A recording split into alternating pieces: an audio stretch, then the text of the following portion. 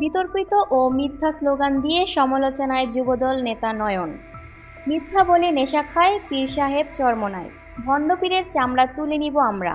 মাহফুজ একটা সান্ডার নাম, আসিফ একটা ব্যাঙের নাম। এসব বিতর্কিত ও মিথ্যা স্লোগান দিয়ে এবং স্লোগানের সময় বিভিন্ন অঙ্গভঙ্গি করে সামাজিক যোগাযোগ মাধ্যমে ভাইরাল হয়েছেন ঢাকা মহানগর যুবদল নেতা রবিউল ইসলাম নয়ন।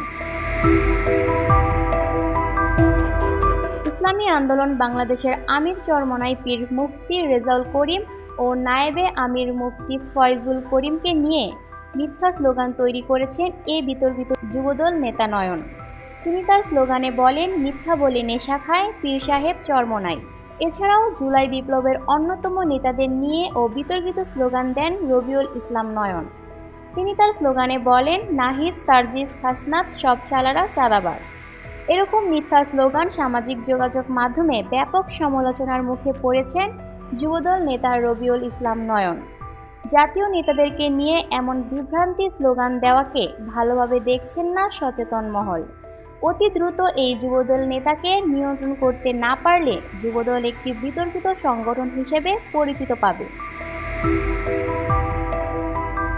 Lucky Akter, people voice television, Dhaka.